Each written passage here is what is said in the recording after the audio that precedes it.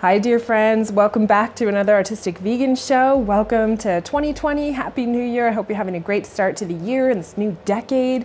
And it's Veganuary, which is a month of vegan eating. So here I am to support you with some new recipes. I have 3 new recipes today, and they're all vegan, they're all gluten-free. They're all gonna be really great for your health and make you feel really good from the inside out. So without further ado, let's get into how to make these recipes.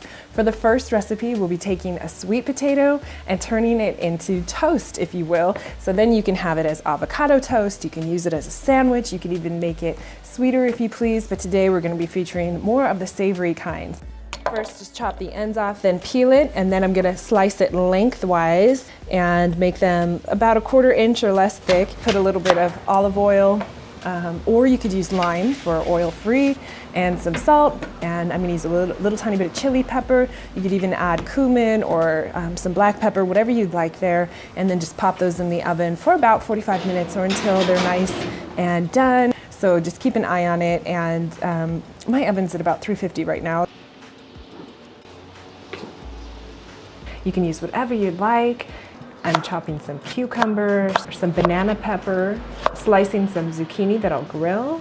Then I have some avocado and spinach and lime, a little fresh herbs. And then be sure to flip your potatoes halfway through, sprinkle with a little bit more seasoning if you'd like, and then plop them back in the oven while you grill your zucchini.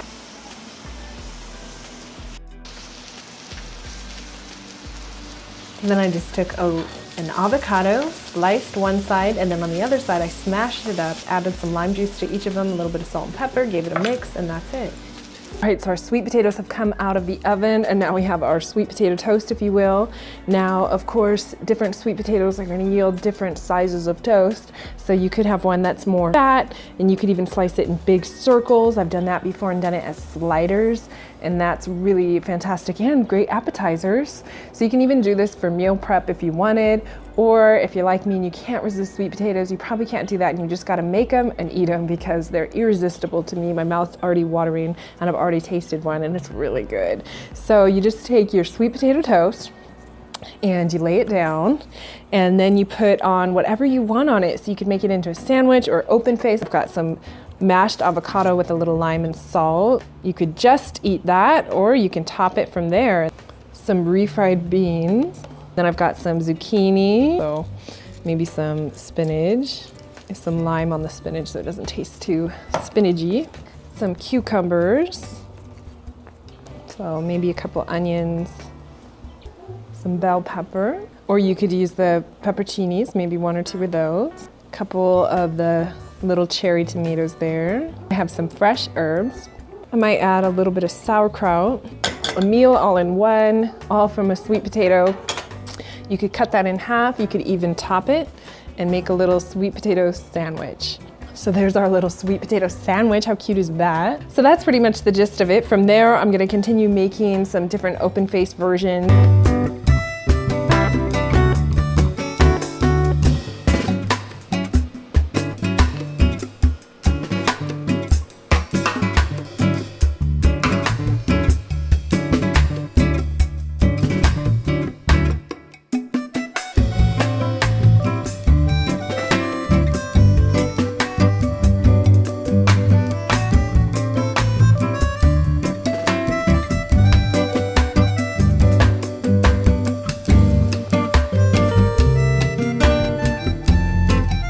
Our second recipe this week is going to be buckwheat pancakes. I'm making these for breakfast for dinner tonight for Gerald and I have a cup of buckwheat flour, a half cup of amaranth flour, add that in, and I had a half teaspoon of salt.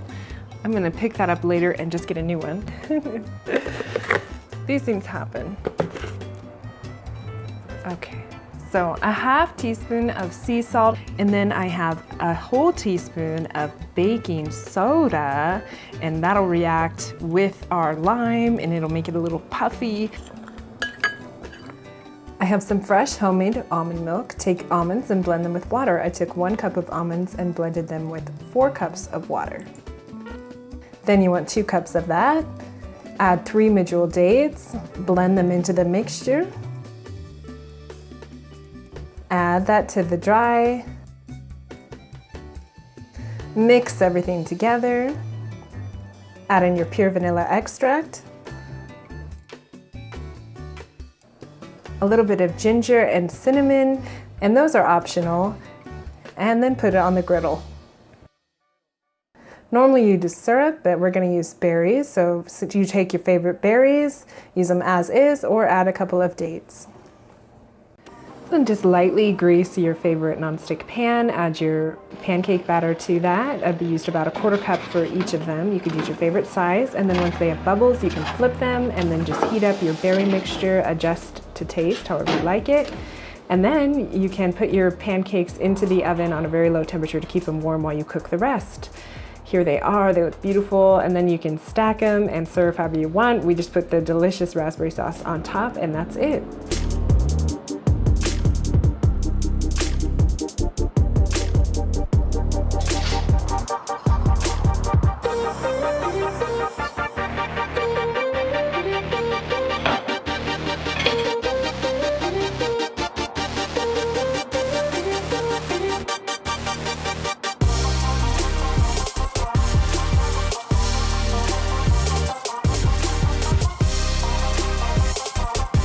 Good morning.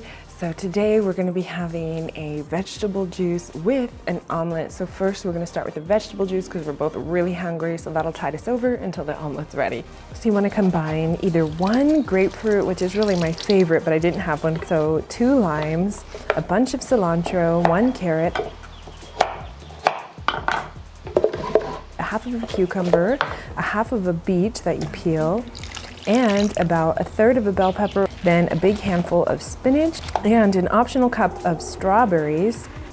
And if you want, of course, you could add a couple dates if you want it sweet. Kind of a refreshing, energizing pick-me-up. You can drink this any time of day, and I find it just invigorates my entire body. It makes me so energized. I already feel the benefits just from a tiny little sip.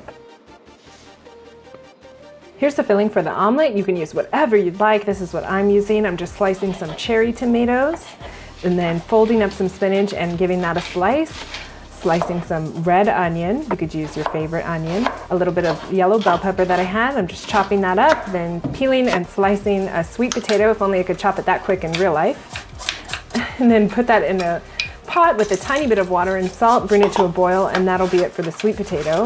And then slicing the end off your favorite mushrooms, and I'm using an oyster mushroom, you can use your favorite, and some herbs of choice. I use cilantro and parsley.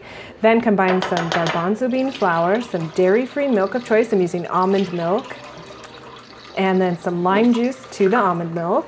Give that a mix to sour, then add some salt, turmeric, paprika, cumin powder, and black pepper, as well as the herbs, and some garlic powder and some baking soda. Then add your soured milk, give that a mix until you have a delicious batter. Add some olive oil and your onions and bell peppers, saute those and a little bit of salt. Meanwhile, also cook your mushrooms. I put a lid on it, it gives them a meatier texture.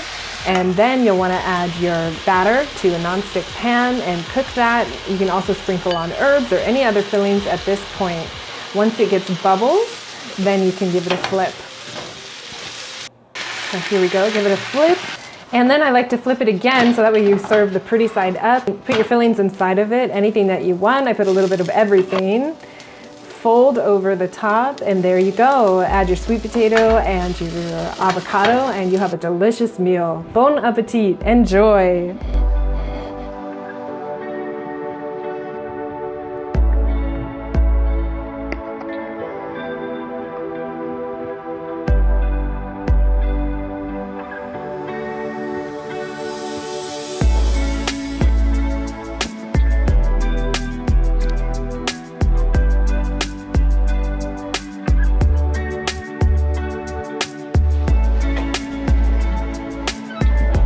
Thank you so much for watching and spending your time with me today, and I'll see you next time. Bye, guys.